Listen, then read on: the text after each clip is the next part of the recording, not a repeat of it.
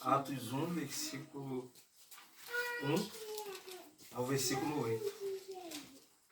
Amém? Depois de Mateus, Marcos, Lucas, João, Atos. É o 5º livro, né, do Novo Testamento. Diz assim a palavra do Senhor: escrevi o primeiro livro, ó Teófilo, relatando todas as coisas que Jesus começou a fazer e a ensinar até o dia em que, depois de haver dado mandamentos por intermédio do Espírito Santo aos apóstolos que escolhera, foi elevado às alturas. A esses também, depois de ter sido morto, ele ressuscitou, com muitas provas incontestáveis, aparecendo-lhes durante 40 dias e falando das coisas concernentes ao reino de Deus. Comendo com eles, determinou-lhes que não se ausentassem de Jerusalém, mas que esperassem a promessa do Pai, a qual disse ele, que de mim ouviste. Porque João, na verdade, batizou com água, mas vós sereis batizados com o Espírito Santo, não muito depois desses dias. Então, os que estavam reunidos lhe perguntaram: Senhor, será este o tempo em que restaurareis o reino a Israel? Respondeu-lhes: não vos compete conhecer tempos ou épocas que o Pai reservou pela sua exclusiva autoridade, mas recebereis poder ao descer sobre vós o Espírito Santo, e sereis minhas testemunhas, tanto em Jerusalém, como em toda a Judéia e Samaria e até os confins da terra. Te louvamos nessa noite. Agradecidos, Senhor, por esse tempo, pela sua igreja, pelos seus filhos, e carecendo do seu Espírito Santo nessa noite, para guiar a nossa comunhão, para falar ao nosso coração. Por isso nos submetemos à sua direção, Espírito Santo, para que tu fale entre nós, no nosso coração, Senhor. Que nós oramos já agradecidos a ti, ó Pai, em nome de Jesus. O que a gente poderia dizer aqui é que o livro de Atos, ele, sem sombra de dúvida, ele é um livro histórico, que ele conta, alguns estudiosos chamam, que ele fala da história, né, da igreja. Mas, na verdade, o que esse livro mostra na sua narrativa não é a história da igreja e nem a história dos apóstolos. Ele é um livro que conta a história e é um registro sobre a pessoa, a obra e o ministério do Espírito Santo.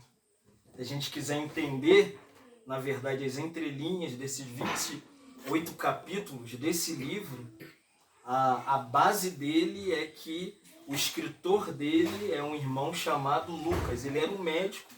Então, todo médico, ele é um perito, né? Ele é alguém que tem assim, uma capacidade extrema por causa da cirurgia que ele faz, o tempo que ele gasta, né, fazendo ali a sua graduação. Ele é um perito, na verdade. E esse Lucas é o mesmo que escreveu o Evangelho de Lucas. O primeiro evangelho é o de Mateus, né, que traça um plano sobre Jesus, mostrando um aspecto da pessoa de Jesus Cristo. Quem é Jesus Cristo na ótica de Mateus? Mateus mostra Jesus Cristo como um rei. Ele é o Salvador Rei. O segundo evangelho traça uma nuance de um outro ângulo da pessoa do Senhor, que já traça e mostra o Senhor como um Salvador servo. Agora, quando a gente olha para o evangelho de Lucas, Lucas já tem um outro aspecto da pessoa do Senhor. Ele vê o Senhor como um Salvador homem, um homem perfeito. Ele vai mostrar o nascimento do Senhor, a pessoa do Senhor, aonde ele viveu, como ele viveu, vai mostrar toda a sua vida humana. Porque precisava de alguém que explicasse quem era Jesus quando se fez homem, como ele viveu, aonde ele nasceu, com quem ele andou, quem ele chamou para o seu ministério. Então, quando você pega o Evangelho de Lucas, toda a base é uma explicação clara, didática, sobre a pessoa de Jesus Cristo. E Lucas escreveu, por isso que o livro de Atos inicia dizendo para Teófilo, né? Quem é Teófilo? Teófilo, a gente poderia dizer que a palavra grega para Teófilo é aquele que ama Deus. Aí Lucas diz assim: Teófilo, eu escrevi o primeiro tratado. Qual é o primeiro livro? É o Evangelho de Lucas. Então esse homem que existiu na igreja primitiva, chamado Teófilo, ele tinha essa parte do Evangelho, que ele leu o Evangelho, que ele começou a compreender o Evangelho, só que a gente entende que aqui, pela experiência que Lucas está mostrando, Lucas era um homem muito próximo de Teófilo. Para ele escrever, se eu sou próximo do irmão, é porque eu tenho uma intimidade. Então, por andar com o irmão vai saber coisas do meu coração, vai me conhecer, a irmã vai me conhecer, o irmão, a irmã. E aqui mostra um lance de intimidade que no coração de Teófilo havia. O que havia no coração de Teófilo? Teófilo queria entender mais depois daquilo que aconteceu na cruz do Calvário. Claro, ele perguntou a Lucas: Lucas, o que aconteceu depois que Jesus Cristo foi morto, sepultado, ressuscitou ao terceiro dia? Eu quero entender mais. Você pode me explicar? Que coisa bela, né, irmãos? Isso aqui a gente pode dizer que todo filho de Deus deveria ter alguém que lhe desse explicação. Não é belo? Você ter alguém que você possa procurar e falar assim: irmão, me explica isso. O que isso quer dizer? E Teófilo amava tanto a Deus que ele virou para Lucas e falou assim: Lucas, me ensina. Aí o texto diz que Lucas está mostrando para esse irmão. É como se eu estivesse escrevendo para o Marcos. Marcos é amigo meu íntimo há mais de 15 anos de igreja. E de repente Marcos Vinícius me perguntasse: irmão Fábio, o que aconteceu depois que Jesus morreu, foi sepultado, ressuscitou o terceiro dia? Aí eu falo: foi assim, Marcos. Lucas falando para Teófilo. Ele está relatando todas as coisas que Jesus começou no seu ministério. Então tem duas coisas que Jesus começou a fazer. O que ele começou a fazer? Jesus perguntou. O que Jesus fez logo que ele nasceu, começou a crescer, aí de repente surge Jesus sendo batizado. E quando ele foi batizado, terminou o batismo dele, o que acontece? Jesus inicia o seu ministério terreno. A pergunta é: o que Jesus fez? Vamos lá, responde. A gente somos discípulos de Jesus e tem que saber o que Jesus fez. Você já se perguntou? O que Jesus fez? Você já se perguntou? O que Jesus fez, irmã? E aqui, lindamente, o médico Lucas vai ensinar para Teófilo. O que Jesus fez no seu ministério? Ele vai andar no meio das pessoas. Olha, irmão. O que é ser alguém que tem um ministério? É estar perto dos outros, se relacionar com os outros, se envolver com os outros. Por isso que aqui em Mateus 9, 35 e 36, o evangelista Mateus diz assim: o que Jesus fez quando ele começou a pregar? Diz assim: ele percorria as cidades, olha isso aqui, povoados, ensinando nos locais de reunião, pregando o evangelho do reino, curando as doenças, as enfermidades, vendo ele as multidões, porque estavam aflitas e exaustas como ovelhas sem pastor. Surpreendente, né? Que Jesus saiu para pregar, e quando ele saiu para pregar, ele encontrou um grupo de diferentes classes. Como era a característica dessas pessoas? Enfermos, doentes. E quando Jesus viu, ele falou: eu tenho que ensinar alguma coisa para essas pessoas. E o início do seu ministério é uma demonstração de Mateus dizendo que aquelas pessoas eram ovelhas sem pastores. Como que uma ovelha fica sem pastor? Quer ver uma pessoa que não está sendo pastoreada? Ela está doente, ela está enferma e ela necessita de cura. Quer ver uma pessoa quando está totalmente arrebentada? falta ministério pastoral entre aqueles irmãos, falta acompanhamento, falta visita, falta abraço, falta aconchego, falta trazer para casa, tomar café junto, sentar na mesa, almoçar junto. Irmão, eles eram um povo que tinha tudo, mas não tinha um ministério pastoral. Então o que Jesus fez quando ele começou a ensinar? Vocês precisam ser pastoreados. Vocês estão entendendo isso aqui? Que Jesus começa a ensinar a partir do pastoreio, irmãos. Ninguém nunca vai ensinar ninguém. Vou falar da minha experiência. Que eu vivo isso aqui, minha vida é isso aqui, é o púlpito. Semana que vem eu estou em Maricá, na outra eu estou em tal lugar, na outra eu estou em tal lugar. Esse não é o meu pastorear. O meu pastorear é com meu filho, é com a minha esposa, é com irmãos próximos, é com pessoas que estão ao meu redor. Aqui, poucos eu já vi, sou mais próximo aqui do Silvinho e do Valério. Esse irmão já tive ela também. Esse aqui eu já vi, descobri de onde eu conheci ele. É a esposa, né? A esposa parece que eu já vi, essa aqui também parece que eu já vi. Mas eu vou te dizer uma coisa, irmãos. Deus precisa desse ministério de Jesus entre nós. Amém, irmãos? Amém. Nós não podemos ter um grupo de irmãos reunidos que não sejam pastoreados. O que Jesus fez, Lucas, quando ele começou seu ministério? Começou ensinando de casa em casa, visitando as pessoas, porque esse era o chamado de Deus para o Filho de Deus.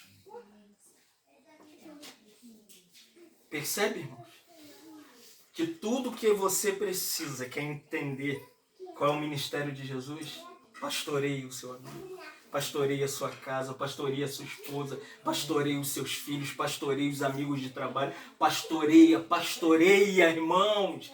Aqui, Mateus 9,36 diz que quando Jesus viu a multidão, falou, estão sem guia. A palavra grega para pastor é poemen. O que é poemen no grego? Significa o que guia o rebanho. Da onde vem essa palavra? Vem do hebraico, nab, que significa aquela palavra de Salmo 23. O Senhor é o meu pastor e nada me faltará. Ele me guia pelas águas tranquilas. Ele me guia pelos pastos verdejantes. Percebe, irmão? O que é pastorear? É guiar as pessoas para pastos verdinhos. Aonde que o pastor deve guiar a ovelha? Aonde tem graminha verde, molhada pela relva, o matinho começa a crescer e ali, aquela ovelhinha naquele rebanho, vocês estão entendendo o que eu quero dizer? Elas são nutridas. Elas são pastoreadas como que o pastor literalmente cuida da ovelha. Como que ele alimenta a ovelha? Jogando e colocando ela no pasto. Então, Teófilo está aprendendo que Jesus inicia o seu ministério levando essa cura para as pessoas que estavam aflitas. Você sabia que quase sempre você encontra uma pessoa aflita no seu trabalho? Vamos trazer para o nosso nicho, na comunhão nossa da igreja, onde nós congregamos, onde nós reunimos. Porque essa é a característica geral, irmãos. Viemos agora de mais de 5 horas de viagem. Eu de São Gonçalo, ele de Maricá, para chegar aqui. Sabe o que eu vi, a minha percepção? Desde que saí de casa, eu fui levar meu filho para terapia. Tudo que eu vi, esse texto que eu venho preparando isso há meses. Quando eu levei meu filho em Itaboraí, eu vi pessoas aflitas sem pastor. Quando cheguei em casa, nós partimos a van, pessoas aflitas sem pastor. Quando pegamos o trem, pessoas aflitas com pastor. Quando chegamos aqui em Japeri, pessoas aflitas sem pastor. E parece que nós encontramos com 7 ou 8 irmãos. Então aqui está o ensinamento de Jesus. Você quer saber o que Jesus ensinava? Ele não ficava falando. Entendeu? Ele não ficava falando sobre grandes doutrinas, essa é a tal doutrina, essa é a outra doutrina. Jesus se aproximava, acolhia, trazia nos braços, ele pastoreava. Você quer entender isso? Você quer entender isso? Olha para a vida de Pedro. Pedro foi chamado para ser pastoreado. Aí você vê um Pedro insurgente, um zelote, que anda com espada. E Jesus está pastoreando o tempo inteiro a vida de Pedro. Aí você encontra Tiago e João.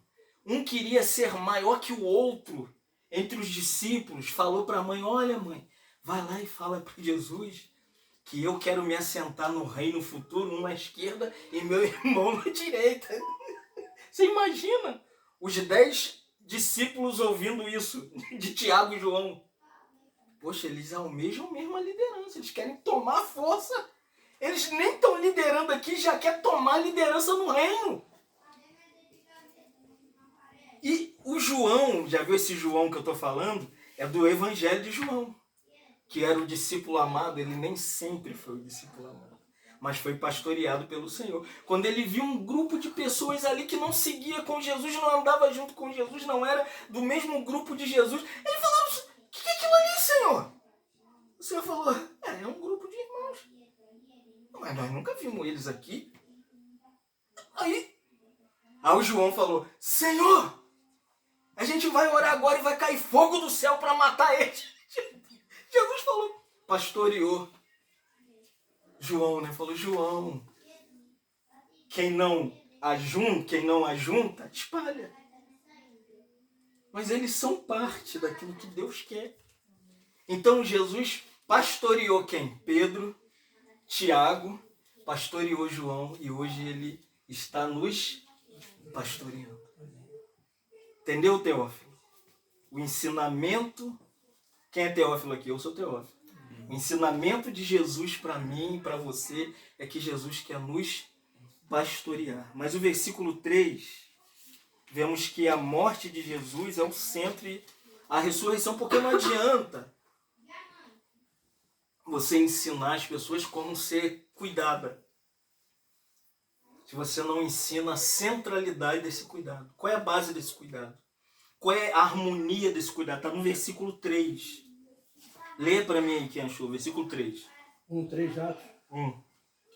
Depois do seu sofrimento, Jesus apresentou-se a eles e deu-lhes muitas provas indiscutíveis de que estava vivo. Apareceu-lhes por um período de 40 dias, falando-lhes acerca do reino de Deus. Ele começou a ensinar, aproximar das pessoas e pastorear elas, mostrando uma coisa que os discípulos ficaram chocados, porque os discípulos passaram a amar muito Jesus. Não é assim quando você tem uma pessoa, você quer que ele morra? Não fala nada não. Você quer que ele morra? Não fala. Você quer que ele morra? Não fala nada não. Mas o casal tem sempre um problema, né? Você lembra no encontro de casais aqui que a gente fizemos de família? Mas abrimos um verbo naquele encontro de casais lá na Cláudia. Mas a verdade é que aqui não era com eu com a Ellen, que de vez em quando a gente tem um desentendimento, né? Na linguagem menos cristão, arranca-rabo. Tem um negócio assim. Aqui era um grupo de pessoas que vieram da miséria. Mateus, cobrador de imposto. Lucas, um médico fracassado. Pedro, um pobre pescador. Vieram e viram naquela figura humana, encarnada, viram Deus. O próprio Tomé confessa, tu é o Filho de Deus. Tu é o Senhor. E de repente Jesus fica 3 anos falando na cabeça deles, eu vou morrer. Imagina, você chega em casa e começa com o nome da irmã? Joyce. Aí começa a falar, Joyce, eu acho que eu vou morrer. Talvez ela fale, graças a Deus.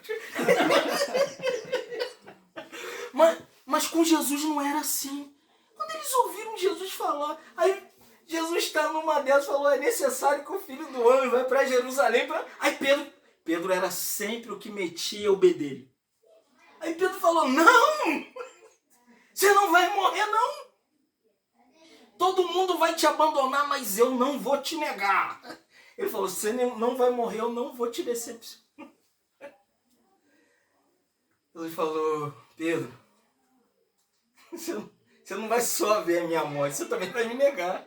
Quando eu estiver indo para a cruz, você vai me negar.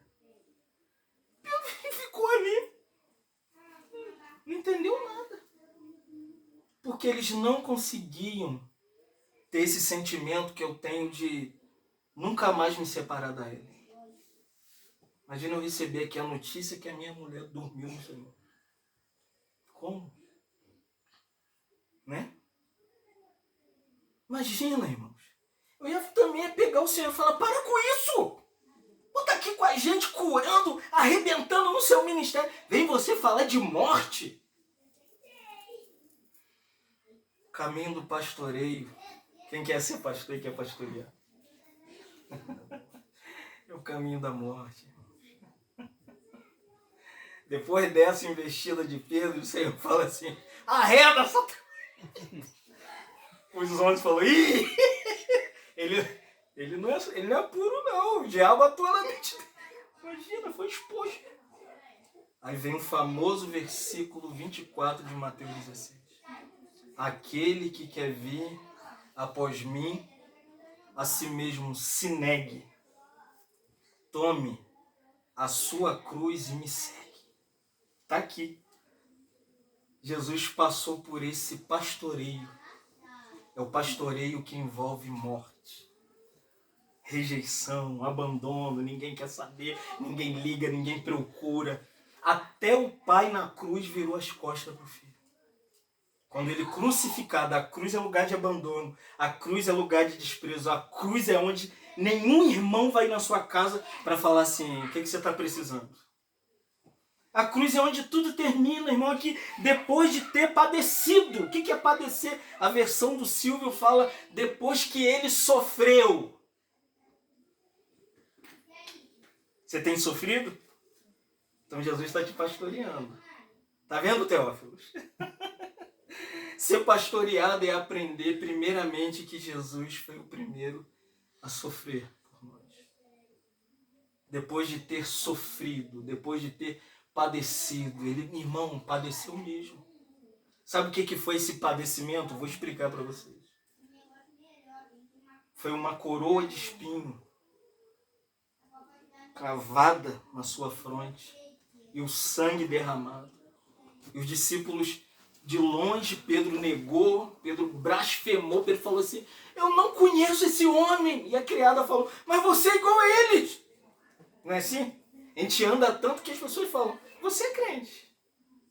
Quando nós abrimos a boca, começamos a falar, vocês estão indo para onde? Nós estamos reunidos com a igreja.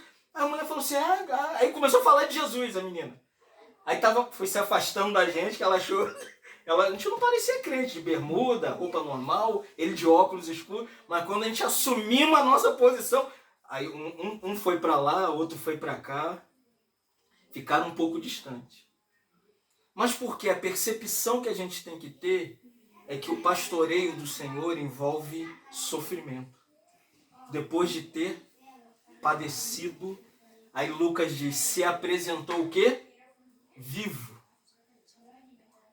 Então o Senhor nos pastoreia dentro desse ângulo.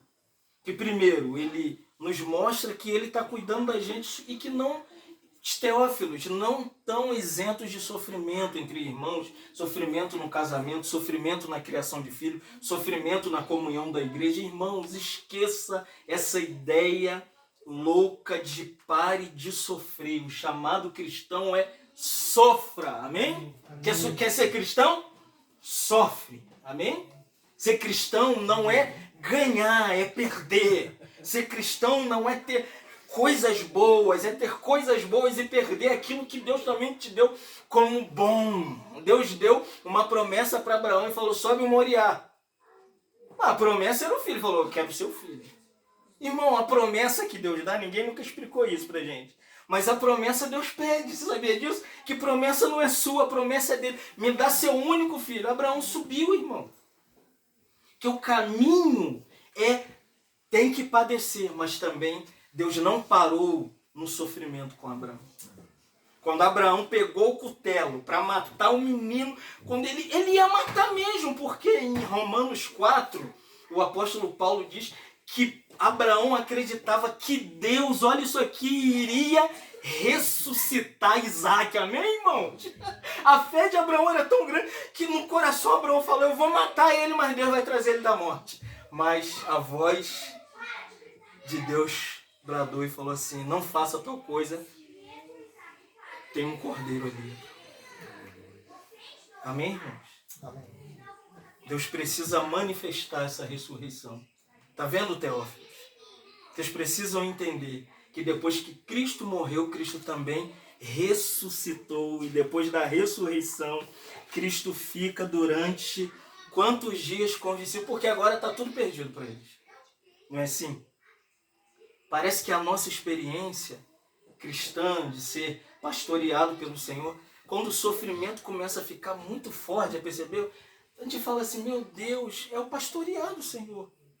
O ensinamento do Senhor é o pastorear. Você lembra que nós começamos falando que é o pastorear, que envolve a cruz, que envolve a morte, mas também a ressurreição. E quando Jesus ressuscita, ele não foi para o céu. Você sabia disso? Jesus não vai direto para o Pai.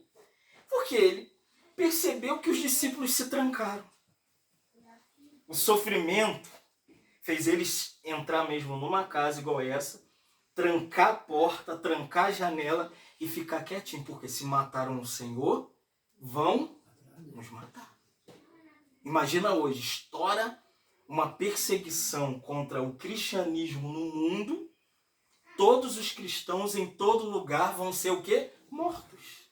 O que nós vamos fazer? Quem não abraça o sofrimento vai fugir. Então eles se esconderam. Aí Jesus apareceu no meio deles. Qual é a palavra do Senhor? Vocês estão temerosos, vocês têm que entender que eu sou o Deus ressurreto. O Senhor não falou nada. O Senhor apareceu e falou assim, paz. Que lindo, né, irmãos? Todo mundo com medo. Ele falou, paz. Qual é o nome dele? Iago. Paz, amém? Paz, fica tranquilo. Aquieta o Senhor. Paz. Quando eles ouviram a palavra grega, é airene, significa sejam felizes. Amém, irmão?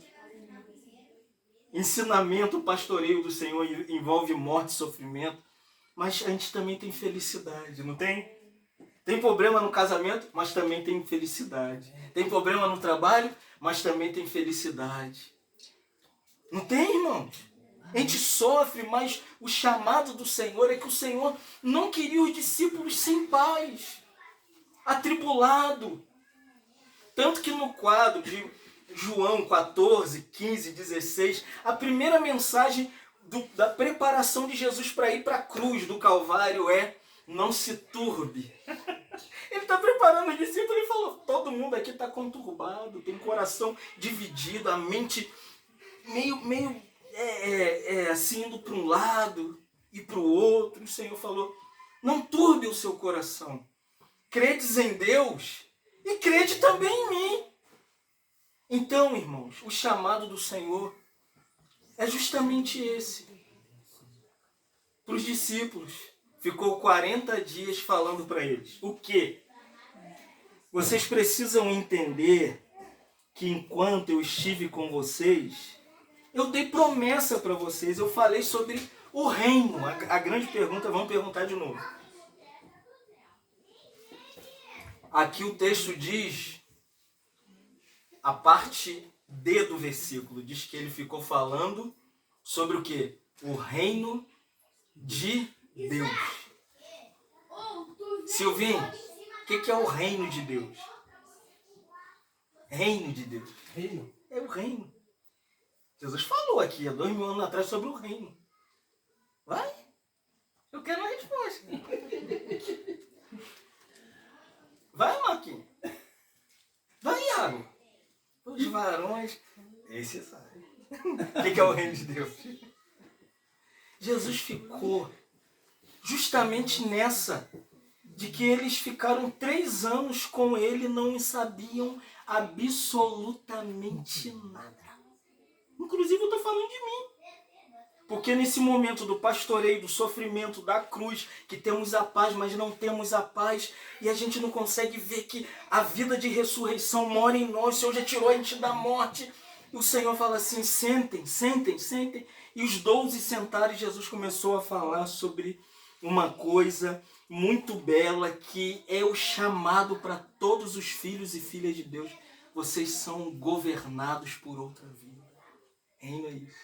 Outro governo, outra direção, outra liderança. No grego é basileia. O que significa basileia? É uma outra vida morando na sua vida, governando a sua vida, suas motivações, suas intenções, te guiando segunda, terça, quarta, quinta, sexta, sábado, domingo, uma semana, 2 semanas. Eu estou há 40 anos sendo guiado pelo Rei no reino. Amém, irmãos? Direcionando. Vai para cá, Fábio, vem para lá, vai para cá, se move para cá, olha para lá, olha para cá, para, não age, fica aí, anda, para, vai agora. Irmãos, Jesus ficou 40 dias mostrando a eles como eles iriam viver sem a presença física dele. Quem tem Jesus aqui agora que pode pegar? Ninguém. Tem Jesus para falar agora com você aqui? Faz isso. Era isso que Jesus estava ensinando para eles. Nada físico meu vai ficar mais com vocês. Mas uma outra vida vai entrar em vocês. Olha o versículo 8. Lê para mim o versículo 8. Atos 1, 8. Mas recebereis poder quando o Espírito Santo descer sobre vós, e sereis minhas testemunhas, tanto em Jerusalém, como em toda a Judéia e Samaria, até os confins da terra. Vai vir outra pessoa. Você lembra de João 16? João 14 ele fala, não turbe o vosso coração. João 15 ele fala, eu sou a videira, vocês são o ramo. Tudo promessa. João 16 ele olhou e falou, o coração ainda está turbado, eles não sabem o que é a vida da videira, eu morando neles, eles morando em mim. Aí Jesus falou, tá bom. João 16 ele fala, eu vou rogar ao Pai. E ele vai enviar o quê? O outro Consolador. É esse aí, essa é a promessa. É do Espírito Santo que viria. Para que o Espírito Santo ia vir, irmãos? Para que através deles eles dessem o quê? Testemunho de Jesus Cristo aonde quer que eles fossem. Para eles perderem a timidez, pararem de ficar se escondendo. Vocês vão testemunhar sobre o meu reino em todos os lugares. Atos 8:12 diz assim, quando, porém, deram crédito a Filipe, isso é depois do dia de Pentecostes, depois que o Espírito foi derramado, eles receberam o poder do Espírito, eles começaram a fazer o quê? Evangelizando a respeito do reino de Deus. Olha! Entendeu, irmãos? Eles entenderam que agora eles são testemunhas do reino, tem o poder do Espírito para pregar sobre o reino. Atos 14:22, Lucas dizendo, mostrando que é através de muitos sofrimentos que nós vamos entrar no reino de Deus. Tá pensando que a portinha é larga, né? Não, querido. Para entrar no reino é porta estreita. É por meio de muita tribulação, então eles são chamados para testemunhar sobre o reino. Atos 19:8, Lucas que está dizendo. Ele diz assim, durante 3 meses, Paulo frequentou o lugar de reunião, onde falava e persuadia os discípulos com respeito ao reino de Deus. Percebe? A visão, a direção, o encargo, o propósito para a vida desses discípulos como testemunhas de Jesus não é de Jeová, amém, irmãos? Aquela galera que bate na porta com a malinha, não é testemunha não, porque testemunha na Bíblia é de Jesus, não é de Jeová.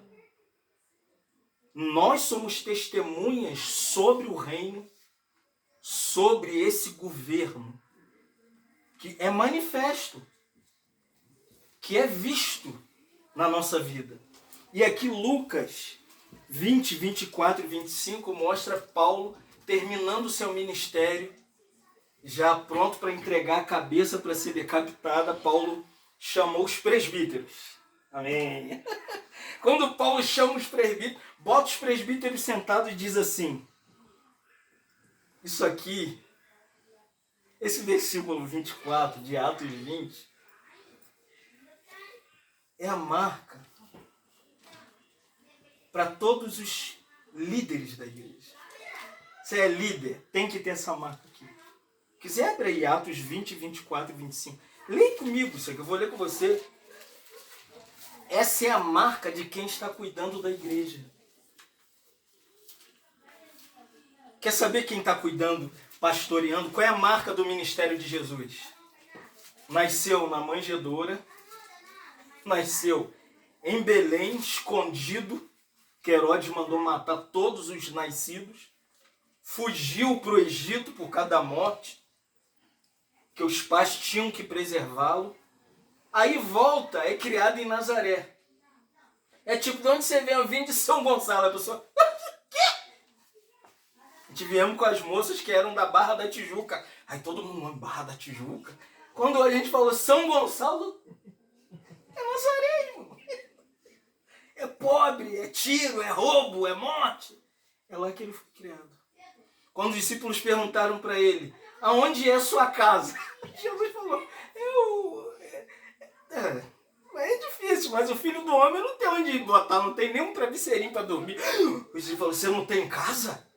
Ele só passava numa casa em Betânia, que era a casa de Maria, Marta e Lázaro. Era uma casa que ele passava. Mas ele andava para lugar em lugar. Que a marca de todo ministro é essa que Paulo tomou como exemplo de Jesus. Ele diz assim, porém em nada considero a vida preciosa para mim mesmo. O irmão falou para mim, você não acha desperdício viajar tantas horas para falar para duas pessoas? Eu falei, eu falo para uma. Eu não vou falar aqui para não ficar se exaltando. Eu já fui para lugares de gastar todo o meu dinheiro para falar para duas pessoas. Porque aqui está o ministério. O que é ministério? Sua vida não presta para nada senão para servir a Jesus. Amém, irmãos? Para nada mais. O que serve a sua vida? Já viu que seu interior tem um desconforto às vezes? No trabalho, na casa, com os filhos, porque nossa vida é para Jesus. Ó, Paulo vai dizer, vírgula, contando que eu complete a minha carreira e o ministério que eu recebi do Senhor. Amém, irmão? Você tem ministério, irmão, você tem ministério. Só que a gente não sabe por quê? Porque a gente tem a vida preciosa. A gente preserva a nossa vida. A gente preserva os nossos dons. A gente preserva os livros que nós temos, o dinheiro que nós... Deixa eu falar para vocês, irmão. Reino de Deus é entrega para Jesus. Dá tudo que você tem, dá seu tempo, dá seus filhos, dá sua família, dá seu dinheiro, dá tudo para Jesus. Não é para membro de igreja, pastor de igreja, é para Jesus, amém, irmão? Faz igual aquela viuvinha pobre, dá o seu mínimo. Joga lá, é para o reino. Atos 1:8, mas recebereis poder. Para quê? Para serem as minhas, o quê? Testemunhas sobre o reino. E Paulo está dizendo, a vida para quem está no reino, no grego a palavra é basileia, significa ser governado, ser dominado por outra vida. O Espírito Santo não tem uma vida pessoal. A Testemunha de Jeová diz que o Espírito Santo não é uma pessoa, é sim. Ele não é uma força ativa, igual a energia da luz, ele é um poder. O grego de Atos 1:8 é o Espírito Santo na figura de Lucas é uma bomba. Como que pode ficar de pé falando? Quantos minutos tem ali? Eu estou morto, irmão, sem almoçar até agora. Eu vim no ônibus, aí eu deitei no chão, verdade? Eu falei, se eu não aguento mais, deitei. Aí as meninas que estavam começando a rir, ele está cansado, eu estava morto. Eu falei, eu vou chegar lá, eu vou tomar um banho e falar, Silvio, vamos. Irmão, eu orei assim. É aquilo mesmo, Senhor, de Atos 1:8. Aí eu ouvi no meu coração uma voz dizendo assim, vou explodir você. Eu falei, eu estou maluco. Aí o Marco ficou insistindo, senta aqui, Fábio. E aquela voz ficava no meu interior, eu vou te explodir. Eu falei, meu Deus, eu tô louco mesmo, sem comer. Acho que... Mas é uma dinamite. Já percebeu que... Eu vou te dizer uma coisa, você já ouviu quando Paulo diz que somos entregues à morte todo dia? Aí Paulo disse, nós tiramos força da Paulo diz assim, porque quando sou fraco, fala para mim, é que sou como? Que paradoxo louco! Sansão, depois que furaram os olhos dele, brincaram com ele, ele brincou com a santidade e a glória de Deus, o cabelo dele começou a crescer, ele falou, só essa vez me dá força, Senhor. Não estou como Sansão não, amém, irmão? Mas eu falei igual ele, me dá força para falar, Senhor. E Paulo diz o que ele falava, porque eu recebi do Senhor Jesus para, Atos 1:8, para testemunhar, para ser o quê? Testemunha. O evangelho da graça de Deus, agora sei que todos vós, cujo meio passei pregando. Quantos minutos tem? Quantas horas tem? Pregando o quê? O reino de Deus. 45? Tem mais 5.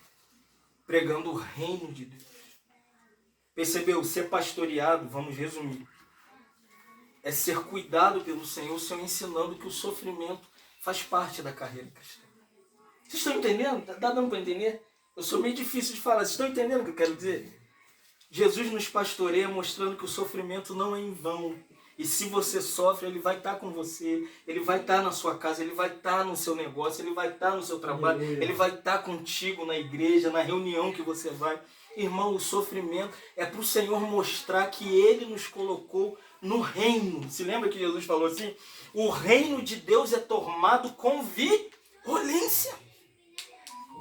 Tem que ser isso aqui, você tem que ser violento, tem que botar a mente para funcionar. E o corpo quer tranquilidade, você tem que ser violento com o corpo. O que é entrar nesse reino? Esse reino, ele está hoje na igreja. Você sabia hoje? Que o reino de Deus, quando Jesus em Lucas 18 falou assim, quando disserem, o reino de Deus está ali, o reino de Deus está lá, Jesus falou, não creais. A grande pergunta. Karina, nunca gravo, eu oro por Karina. É Karina ou Karine? Karina. Ah, então tá ela mesmo. Karina, aonde está o reino de Deus? Hoje, agora aqui. Aonde está? Gente, aonde está? Hã? Jesus falou assim, porque ele não está em nenhum outro lugar. Jesus falou assim, o reino de Deus, vamos lá, irmãos, está dentro. O reino está morando, vivendo, andando. Ele está contigo. Se você vai no mercado, você leva o reino. Se vai na faculdade, você leva o reino. Se você vai às compras, leva o reino. Se você cuida dos seus filhos, cuida no reino. Se você vai fazer comida, está no reino, irmão. O reino de Deus não é nenhuma manifestação externa. Por isso que não existe nada quando falam, tá tendo um avivamento. Falam, aconteceu um avivamento nos Estados Unidos. Eu falei, mentira. A verdadeira vida, a verdadeira motivação cristã que Jesus ensinou, o reino de Deus está dentro de nós como? 3 partes. Ele vai aplicar a justiça de Cristo, Romanos 14:17. Paulo disse que o reino de Deus não é nada externo. Ele diz assim, não é comida e nem bebida. Vamos fazer uma festa aqui, vamos comer, matar um cordeiro, se alegrar, vamos dançar, vamos fazer isso, fazer aquilo. Isso não é reino, irmãos. Eu vou mais longe, nem é comunhão de irmãos e nem comunhão da igreja. Você faz isso com um amigo do seu trabalho. Você pode marcar num restaurante e vamos fazer aqui um prato de comida, refrigerante. Porque reino de Deus não é comida e nem bebida. O que é o reino de Deus? Paulo mostra 3 coisas em Romanos 14:17. Ele diz que é justiça, paz e alegria no Espírito Santo. É aquilo que, quando te dão um dinheiro a mais na passagem, aquela voz do reino fala assim, devolve que não é seu. Aí você bota no bolso, assim, isso é benção. Aí quando vai descer, aquele negócio na sua mão faz você pegar e falar, olha, você me deu dinheiro a mais. Ou quando você está na rua, já viu? Você olha assim, meu Deus. É um galo, Jesus, obrigado. Pai, mexe. Aí a minha todo feliz, é um galo. essa vida, o reino de Deus que está dentro de você, é uma vida justa. Fala, devolve o dinheiro, ladrão. Não é seu, é o quê? Roubo. Se eu vou aqui no Silvinho ali e pego ali uma coisa, o que é, irmão? Roubo. Aí você tem que devolver. É justiça. Quer entender isso que eu estou falando sobre justiça? Depois você pode ler que não dá para explicar por causa do horário.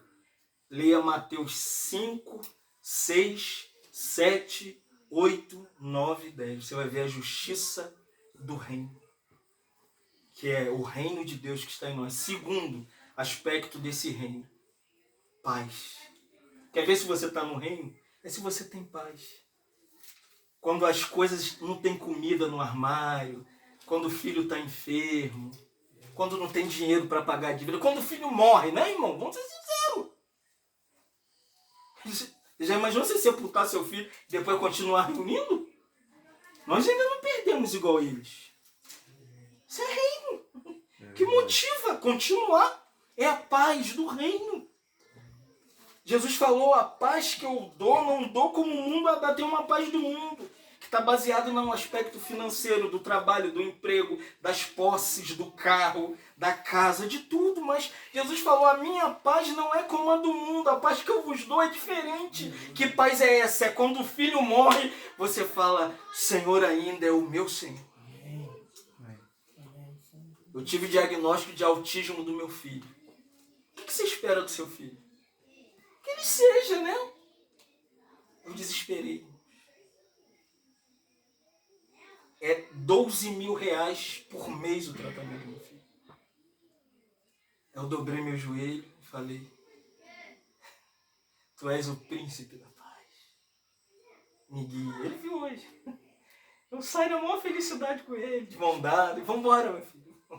Sentei no chão hoje para montar pecinha com ele dentro do consultório psicológico, e a psicóloga começou a me analisar. Eu falei, não, eu amo muito esse garoto, quebrando o negocinho. Ela falou, pai, nós vamos quebrar o gelo, vamos quebrar o gelo. E eu com essa mensagem, Senhor, o príncipe da paz, pá, quebrando. Eu falei, isso também não é muito certo. Mas nós não somos certos mesmo, não. Porque nós temos um príncipe da paz, se lembra de Isaías 9? Qual é o nome dele? Fala o nome dele, de Jesus. Eis que o menino vos nasceu um filho, se nos deu, e o governo estará sobre os seus ombros, e o seu nome será, vai? Maravilhoso, conselheiro, Deus forte. E quem ele é? Ele é o príncipe que te dá paz. Quando não chegou o dinheiro para pagar. Aí você fala, estou em paz, né? Não tem trabalho esse mês.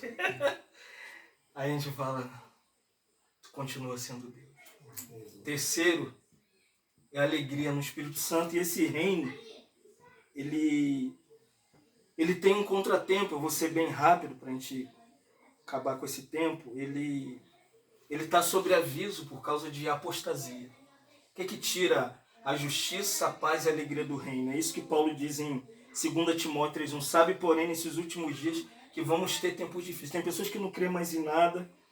E por que a gente está vivendo o reino hoje? Porque em breve, irmãos, esse povo que quer sair daqui, se lembra a promessa de João 14? Não turbe o vosso coração, credes em Deus, credes em mim, porque o quê? Na casa do meu pai há muitas... Você acredita que Jesus vai voltar ou não? Acredita? Amém. Qual a esperança da igreja? Essa aqui de 1 Tessalonicenses 4,17. Depois nós, os vivos, os que ficarmos, seremos arrebatados juntamente com eles entre as nuvens para o encontro do Senhor nos ares e estaremos para sempre com o Senhor. Irmãos, esse reino ele vai se manifestar. Mas primeiro, a apostasia. Segundo, vai haver o arrebatamento da igreja. Terceiro, nós vamos para o tribunal de Cristo. 2 Coríntios 5:10, Paulo diz assim, porque todos nós teremos de comparecer perante o tribunal de Cristo. As pessoas temem. O que nós vamos fazer? O que você vai fazer diante do tribunal de Cristo? Nós não somos crentes, irmão. Se o Senhor te chamar agora, o que você vai fazer lá? Hã? Olha só o que Paulo diz. Ele diz assim, para que cada um receba segundo o bem ou o mal que praticou no corpo. não é por causa de pecado. Aleluia, amém? Seus pecados foram tratados na cruz, quando Jesus morreu para te salvar e te libertar de todos os seus pecados.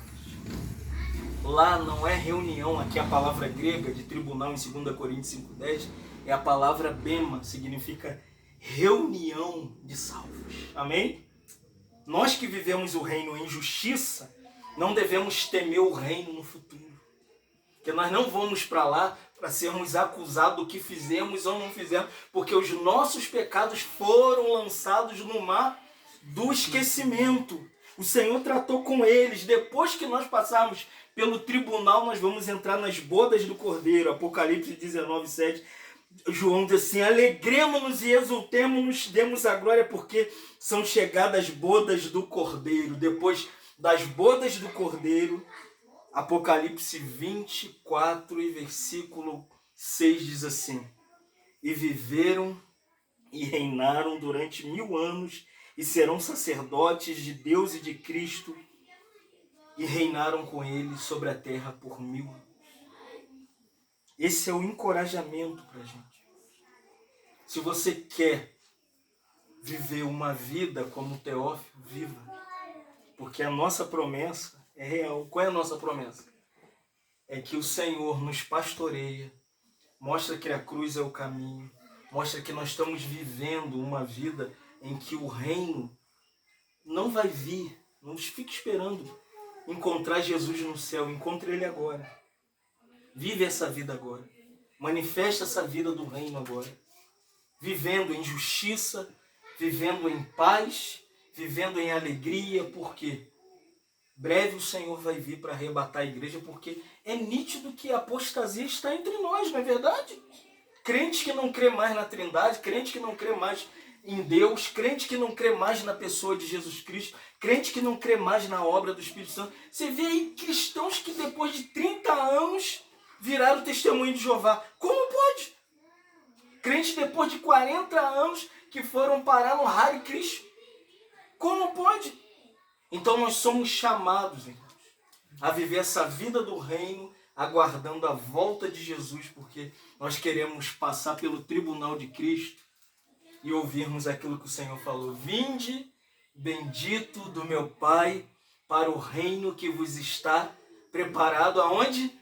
Antes da fundação do mundo, e vamos entrar nas bodas do Cordeiro para nos alegrarmos com o Senhor, festejarmos com o Senhor na presença daquele que nós desejamos ver, para reinar com Ele. Então não perca a sua visão. Faça como Lucas encorajou Teófilo. Encontrou um irmão, encoraja ele a ser pastoreado. Traz ele para perto, acompanha ele, abraça ele, ama ele, fica com ele ali, irmão, porque eu vou falar a verdade.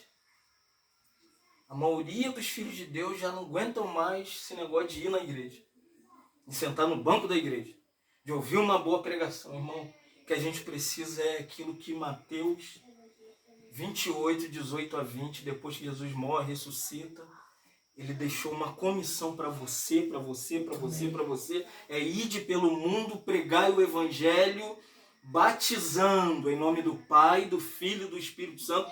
Aí Jesus diz assim, ensinando, amém? Faz um bom café, prepara uma broa de milho, igual eu fiz com ele, mano.